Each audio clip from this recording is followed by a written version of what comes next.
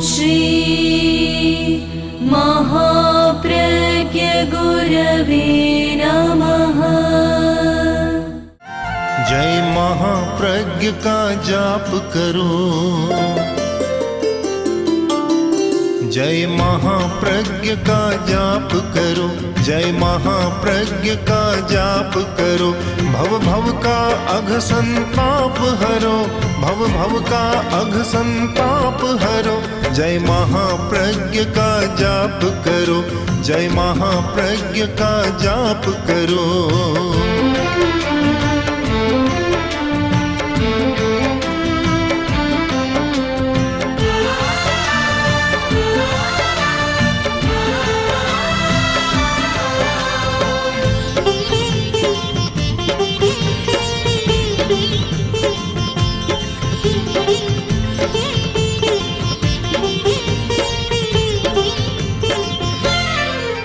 एक बार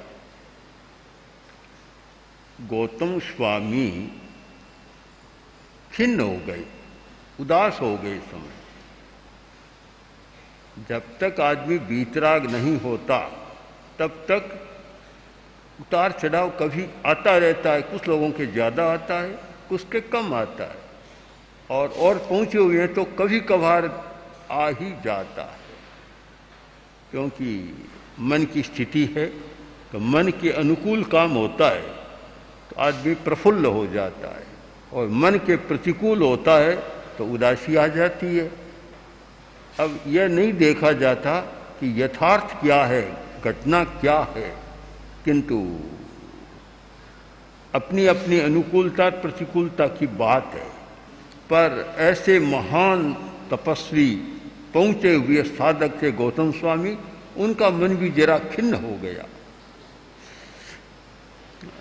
खिन्न हुआ कारण यह बना कि गौतम के द्वारा दीक्षित मुनि तो केवली बन गए, गौतम छद्मस्त रह गए, केवल ज्ञान प्राप्त नहीं हुआ।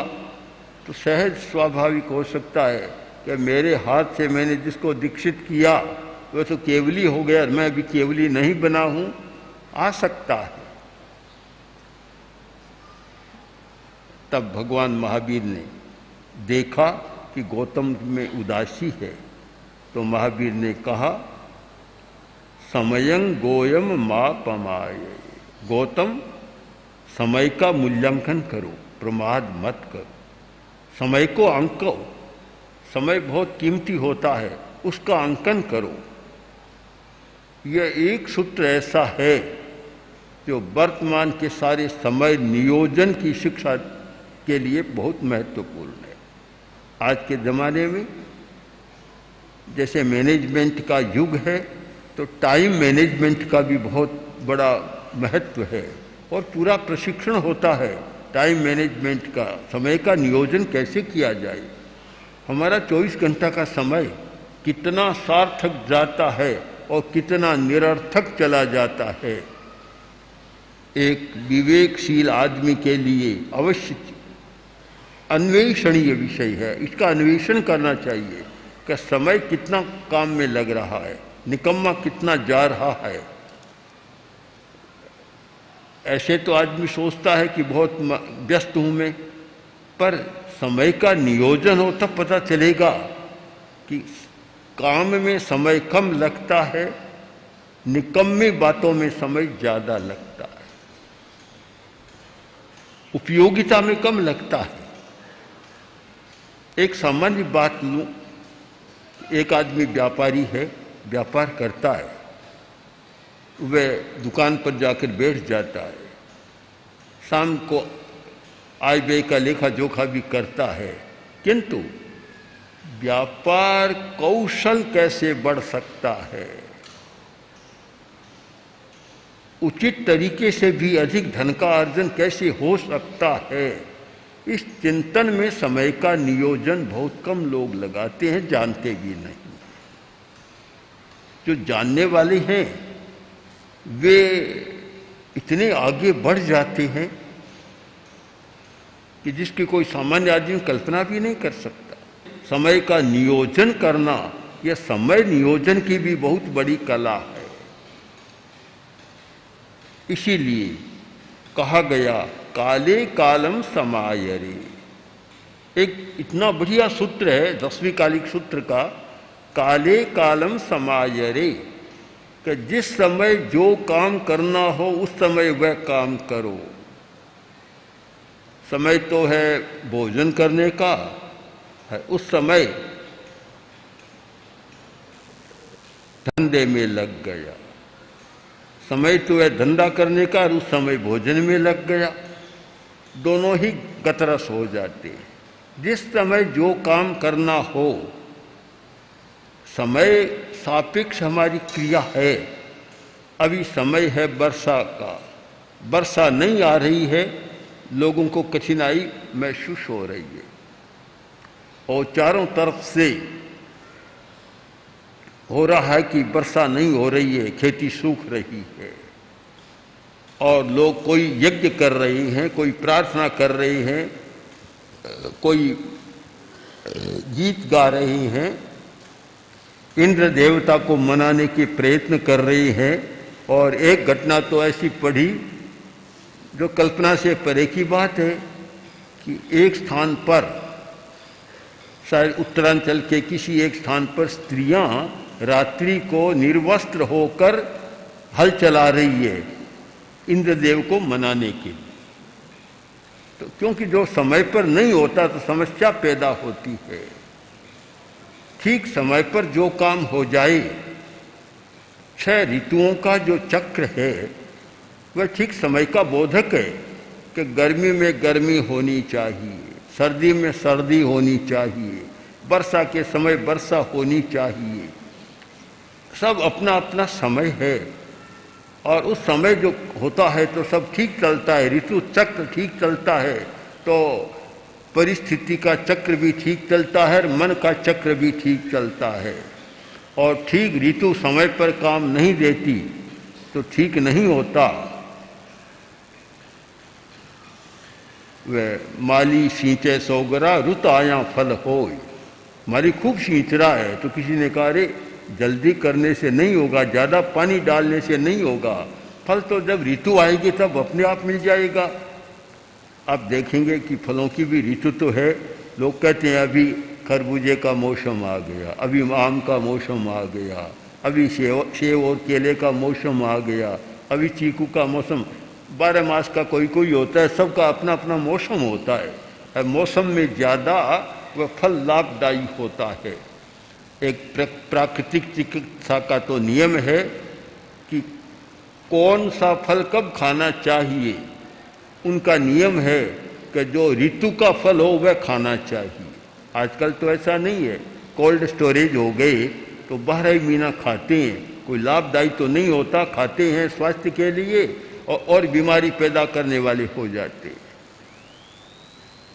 किंतु वह नियम कि जो जिस ऋतु में जो फल हो उस समय उसका उपयोग, यह एक स्वास्थ्य का नियम है। तो सबके लिए समय होता है। अब हमारे सामने प्रश्न है, क्या कोई धर्म करने का भी समय होता है क्या? जिस समय जो काम करना चाहिए तो क्या उसके लिए भी कोई समय होता है क्या? इस पर भी हमें विचार करना चाहिए। होता है, समय होता है। हमारी जैविक घड़ी के अपने नियम है, हमारे स्वरोदय के अपने नियम है। भारत की प्राचीन विद्या है स्वरोदय विद्या। स्वर के आधार पर बहुत बातें जानी जाती है और वर्तमान में उस विद्या का एक रूपांतरण होकर हमारे सामने एक नया नाम आया, जैविक घड़ी, बायोलॉजिकल क्लॉक। जैविक घड़ी, हमारी जो जैविक घड़ी है उसके अनुसार सारा काम होता है कि किस समय क्या काम करना चाहिए। ध्यान करना है तो उसका एक समय होता है। जब बहुत गर्मी का समय है वह ध्यान के लिए अनुकूल समय नहीं होता। वास्तव में ध्यान के लिए अनुकूल समय है 4 बजे से सूर्योदय तक का, जिसको प्राचीन हमारे विद्वानों ने कहा ब्रह्म मुहूर्त। ब्रह्म मुहूर्त आगे ये था कि आदमी को उठना कब चाहिए कि ब्रह्म मुहूर्त में उठना चाहिए। अब आज तो ब्रह्म मुहूर्त कहीं लापता हो गया। कभी कभी लापता होता है ना, लड़का भी लापता हो गया, फलाना लापता हो गया, तो ब्रह्म मुहूर्त भी लापता हो गया, क्योंकि सोने का समय बदल गया। सोने का समय कहाँ रहा? सोने का समय था तो आदमी 10 बजे सो जाए और 4 बजे उठ जाए। अब आज तो बहुत सारे लोगों को मैंने देखा है, जानता हूँ, सुना भी है कि 1 बजे तो भोजन करते हैं और 2 बजे सोते हैं और 8 बजे 10 बजे उठते। तो ब्रह्म मुहूर्त कहाँ गया उनके लिए? तो कोई बात नहीं। 10वीं कालिक सूत्र में एक नियम आया कि आत्मा की निरीक्षा करो, आत्मनिरीक्षण करो, अपने आप को देखो। तो किस समय देखें? वह भी एक समय होता है कि हम अपने आप को किस समय देखें कि जो पुब्बरत्ता वरत्त काले संपिक्षये अपगमप्ययनम, पूर्व रात्र और अपरात्र या अपर रात्र। यह एक समय है पूर्व रात्र 9-10 बजे का समय, वहाँ आत्मनिरीक्षण बहुत अच्छा हो सकता है, एक समय है उसका। दूसरा समय हो सकता है 12 बजे से 2 बजे तक का। ये 12 से 2 बजे का समय है, ये ध्यान साधना या आत्मनिरीक्षा के लिए सबसे ज़्यादा महत्वपूर्ण समय है। तो ये बात बहुत वैज्ञानिक बात है, ब्रह्म मुहूर्त में उठना। और ध्यान के लिए सबसे ज़्यादा महत्वपूर्ण समय है 4 से 10 तक का।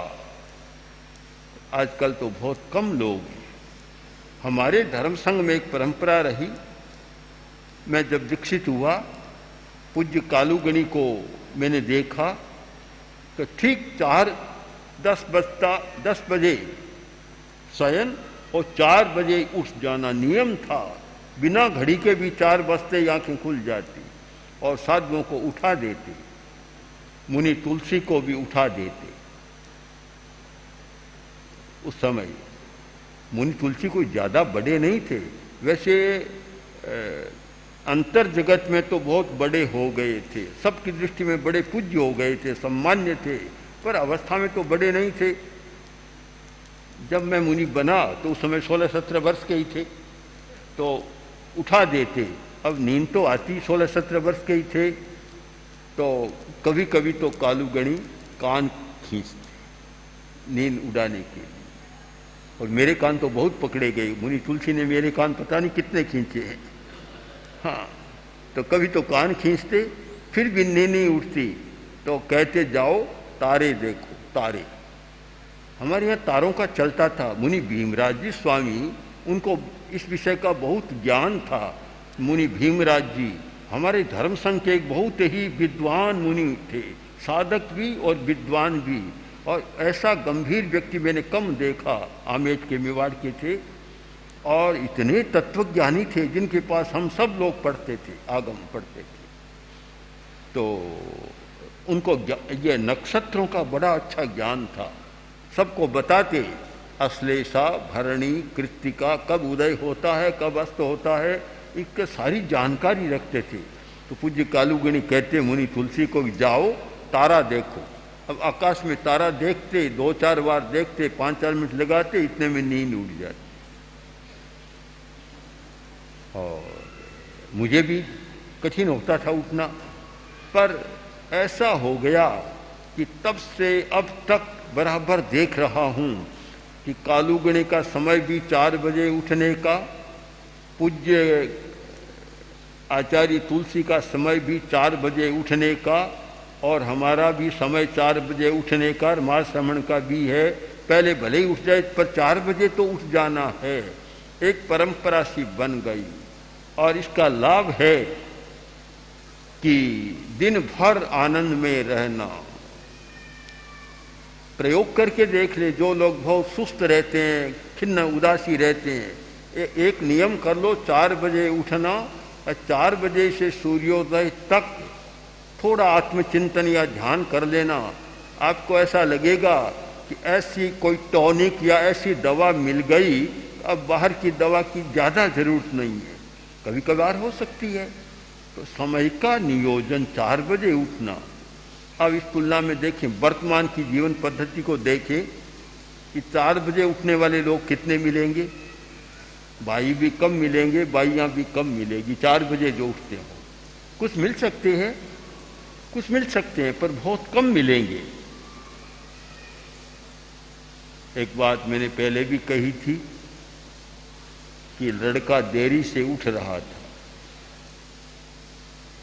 8 बज गए, उठा नहीं। माँ गई, माँ जाकर बोली, बेटा देख सूरज कितना चढ़ गया है, अभी तू उठ नहीं रहा है। लड़का बोला, माँ मेरी सूरज की क्या तुलना करती हो, वह तो शाम को ही सो जाता है, मैं तो रात को 11 बजे सोता हूँ, उसकी मेरी क्या तुलना है। तो ऐसा हो गया, सारा क्रम बदल गया जीवनचर्या का, कि देरी से सोना, देरी से उठना। शायद इस बात से काफ़ी एक मानसिक परिवर्तन हुआ है, मानसिक अवरोध पैदा हुआ है। काले कालम समायरे, सोने का भी अपना समय होता है और जागने का भी अपना समय होता है। यह नहीं होता कि आज तो 2 बजे सोए, कल 3 बजे सोए, परसों 1 बजे सोए, यह समय नहीं होता। जैविक घड़ी के अनुसार सबका अपना निश्चित समय है। और आजकल जो नींद की गोलियां लेनी पड़ती है, शायद हिंदुस्तान के लोग लेते होंगे, कम लेते होंगे, पर आप अमेरिका का लेखा जोखा करें कि नींद की गोलियों के लिए कितनी बड़ी बड़ी कंपनियां हैं, अरबों खरबों का धंधा केवल नींद की गोलियों के लिए होता है। अब भला नींद के लिए गोली और पाचन के लिए गोली, भूख भी हमारी स्वाभाविक प्रक्रिया है और नींद भी हमारी स्वाभाविक प्रक्रिया है। अब नींद के लिए भी दवा लेनी पड़े और भोजन के लिए भी दवा लेनी पड़े, तो वह आदमी कैसे अच्छा काम करेगा, उसका दिमाग कैसे अच्छा रहेगा, कैसे स्वस्थ रहेगा, संभव नहीं। और फिर ये नकारात्मक विचार, निषेधात्मक विचार, बुरी कल्पना, बुरे विचार, बुरी भावना होती रहती है। कोई डिप्रेशन में चला जाता है, मानसिक अवसाद में चला जाता है, कोई फिजियो में चला जाता है, किसी में मानसिक बीमारियों में चला जाता है। उसका कारण भी खोजना चाहिए कि ऐसा क्यों हो रहा है। वह हमारी यह नियम की अवहेलना के कारण हो रहा है। नियम है काले कालम समायरे, इसकी व्याख्या की गई है अन्नम अन्न काले, सूत्र कृतांग सूत्र में इसकी बहुत सुंदर व्याख्या है कि अन्नम अन्न काले, भोजन के समय भोजन, पानम पान काले, पानी पीने के समय पीना। अब आप पूछें पीने का कोई समय होता है क्या? समय तो होता ही है, पानी पीने का भी समय होता है। भोजन किया, लोटा भर पानी पी लिया, भोजन को और बिगाड़ दिया। पानी पीने का समय नहीं है। न तो भोजन से आधा घंटा पहले पानी पीना चाहिए, न भोजन के बाद कम से कम आधा घंटा तक पानी पीना चाहिए। 1 घंटा चले तो बहुत अच्छी बात है, आधा घंटा तो नहीं। पर बहुत लोग तो ऐसे भोजन किया और खूब पानी पी लेते हैं, वह पानी का समय नहीं होता। भोजन के समय भोजन, पानी के समय पानी, शयनम शयन काले, सोने के समय सोना। ये 3 बातें भी अगर हो जाए, समय का नियोजन हो जाए कि भोजन के समय भोजन करना है। आपको पता है आपका एक अवयव है जिसका नाम है लीवर, यकृत, लीवर। ये लीवर से पाचक रस का स्राव होता है, तब हमारा भोजन पचता है। वे नियम का पालन करते कि जिस समय भोजन का समय है उस समय उसका स्राव शुरू हो जाएगा। आप उसकी अवहेलना करें तो फिर 2 घंटा 4 घंटा तक भोजन न करें, वर्षा होनी शुरू होगी। हाँ, तो समय का ठीक नियोजन न करें तो फिर वैसे ही चला जाएगा।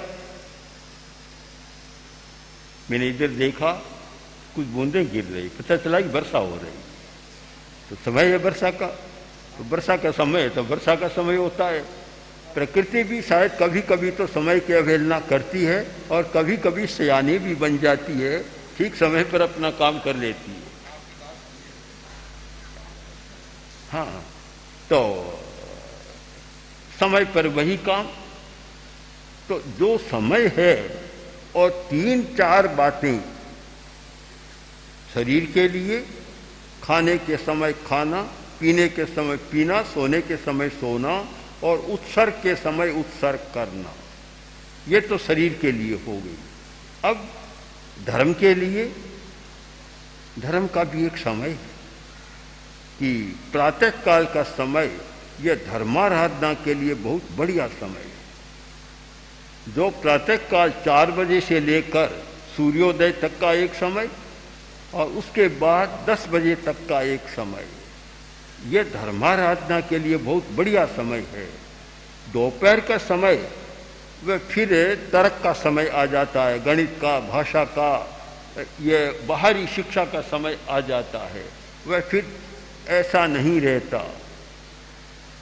तो समय का नियोजन करें।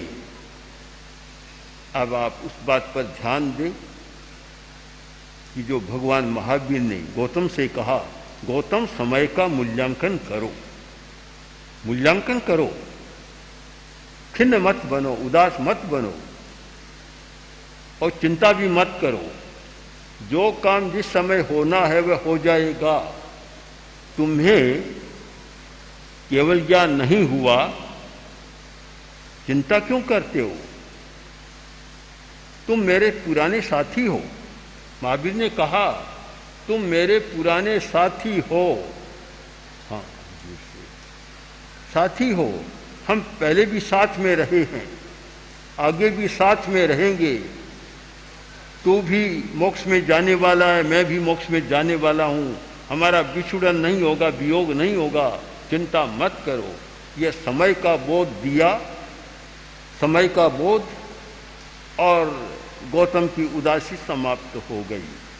और लगता है वर्षा का भी बोध होता है तो जनता की उदासी भी समाप्त हो जाएगी, किसानों की उदासी भी समाप्त हो जाएगी। अगर ठीक समय पर ऋतु अपना काम करती है तो फिर उदासी नहीं रहती, और ठीक समय पर काम नहीं होता तब उदासी पैदा होती है। इसलिए हमें भी समय का नियोजन करना है, समय का सम्यक बोध करना है। और अब प्रवचन का समय भी संपन्न हो रहा है, इसलिए प्रवचन भी संपन्न कर दें। ओम आर्हम।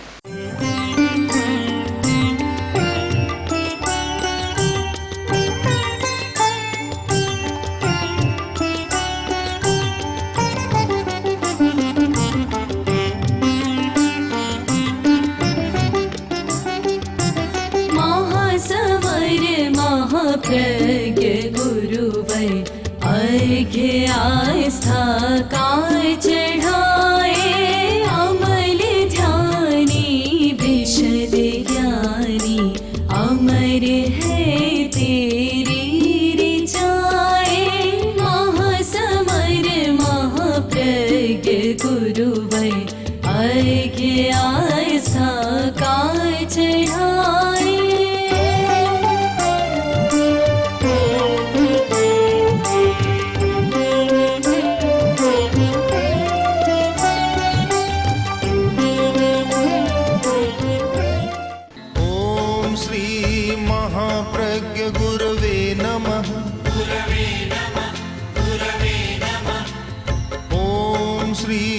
महाप्रज्ञ